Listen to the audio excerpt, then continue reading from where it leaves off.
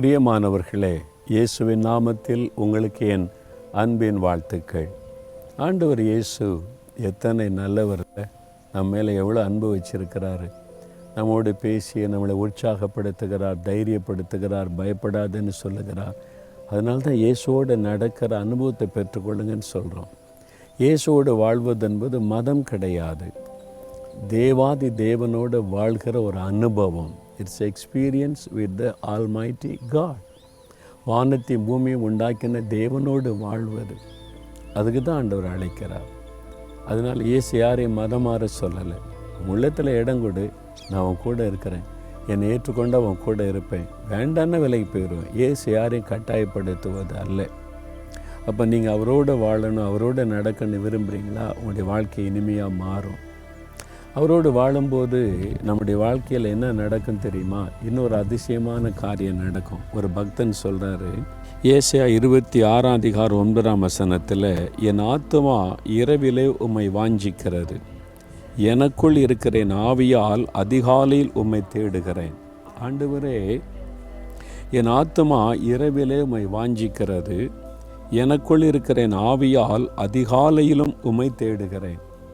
ஆண்டவரோடு கூட என்ன நடந்த, ராத்திரி படுக்க போகும்போது, நீங்கள் உறங்க போகும்போது கூட உங்களுடைய இருதயத்தில் துதிப்பீங்க, ஆண்டவரே இந்த நாள் முழுவதும் என் கூட இருந்தீங்க, இரவில் நான் நித்திரை பண்ண போகிறேன், என் கூட இருக்கிறீங்க. உங்களுடைய ஆத்மா வாஞ்சிக்கும். சில சமயத்தில் ராத்திரியில் அப்படி தான் படுக்க போகிறக்கு ஒரு சின்ன ஜெபம் பண்ணிட்டு படுக்கலான்னு ஜெபத்தை நிறுத்த முடியாது. அப்படியோட பிரசன்னை இறங்கி வரும், ஜெபித்து கொண்டே இருப்பேன், மணிக்கணக்காயிரும் சில சமயம்.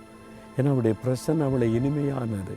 ராத்திரியில் அதிகாலை எழும்பின உடனே, படிக்கலை கண் விழித்த உடனே உங்களை அறியாமல் உங்களுடைய ஆவி தேவனை தேட ஆரம்பிக்கும், தேவனை துதிக்க ஆரம்பிப்பீங்க, தேவனை தேடும்.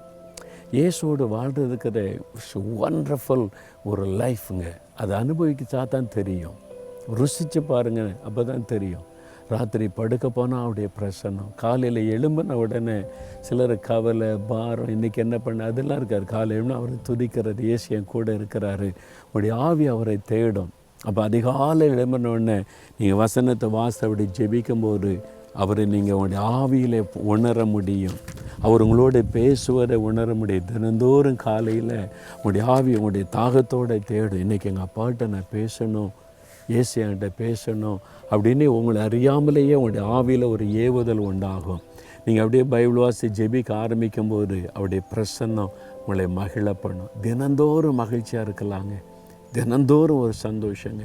இன்னும் கவலை பாடு, இன்றைக்கி என்ன பண்ண, அதுக்கு என்ன பண்ண, இதுக்கு என்ன பண்ண தோணாது. இயேசு கூட இருக்கிறார், அவர் பார்த்துக்குவார், அதெல்லாம் அவர் நடத்துவார் அப்படின்ற ஒரு விசுவாசம், தைரியம் அவருடைய பிரசன்னம் உங்களுக்கு தந்துடும். அப்போ அதிகாலையில் உங்களுடைய ஆவி ஆண்டவரை தேடுதா? அப்படி தேடினா தான் இயேசு உங்க கூட இருக்காருன்னு அர்த்தம். அப்போ அவர் உங்கள் கூட வந்துட்டால் உங்களுடைய ஆவி ஆத்மா சரீரத்தில் பெரிய மாற்றம் வரும். உங்களுடைய ஆத்மா அவரை வாஞ்சிக்கும், உங்களுடைய ஆவி அவரை தேடும். உங்களுடைய சரீரத்தில் ஒரு தேவ பிரசன்னம், உங்களுடைய முகத்தில் அந்த கலை பிரகாசம் இருக்கும். இயேசுவோடு வாழ்கிறது எவ்வளோ சந்தோஷம் இல்லை? அப்போ நீங்கள் அப்படி தேடுறீங்களா? அதிகாலையில் எழும்பி ஆண்டவரை தேடினீங்களா? நேரத்தை வீணாக்குறீங்களா? இந்த மாதிரி செல்ஃபோனு, வாட்ஸ்அப், அது இதுன்னு ராத்திரி நீங்கள் விடிய காலம் வரைக்கும் பார்த்து அதெல்லாம் விட்டுட்டு இயேசுடைய பிரசன்னம். அதிகாலை எழும்பி செல்ஃபோனை நோண்டாதுங்க. அதில் யார் செய்து அனுப்பியிருக்கா, அதெல்லாம் அனுப்பி என்ன பிரயோஜனம்? அதெல்லாம் உங்களை குழப்பம், உங்களை தப்பான பாதையில் நடத்தும், பயத்தை உண்டாக்கும். அதெல்லாம் கடைசியில் முதல் 1 மணி நேரம் ஆண்டவர் கொடுத்துருங்க. அவனுடைய பாத்தில் போங்க, ஜெபம் பண்ணுங்க.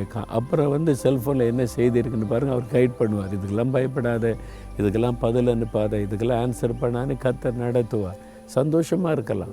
எதுக்கு குழப்பத்தில் இருக்கிறீங்க? அதனால் நீங்கள் இயேசுவோட வாழ உங்களை அர்ப்பணித்து கொள்ளுங்கள். உங்களுடைய ஆத்மா அவரை வாஞ்சிக்கட்டும். அதிகாலையில் உங்களுடைய ஆவி அவரை தேட ஆரம்பிக்கும். அனுபவித்து பாருங்களேன், அதை எக்ஸ்பீரியன்ஸ் பண்ணால் தான் தெரியுங்க. நான் அவரை ருசிச்சிருக்கனால, அந்த சந்தோஷம் இருக்கிறனால தான் உங்கள்கிட்ட நான் இதெல்லாம் பேசுகிறேன். சும்மா கற்றுக்கொண்டதை சொல்லலை, ஏதோ நான் படித்தேன், அங்கே படித்தேன், இங்கே படித்தேன், இதெல்லாம் அப்படி இருக்குன்னு கருத்து சொல்ல வரல. எக்ஸ்பீரியன்ஸ், ஆண்டவரோடு வாழ்கிற ஒரு வாழ்க்கை.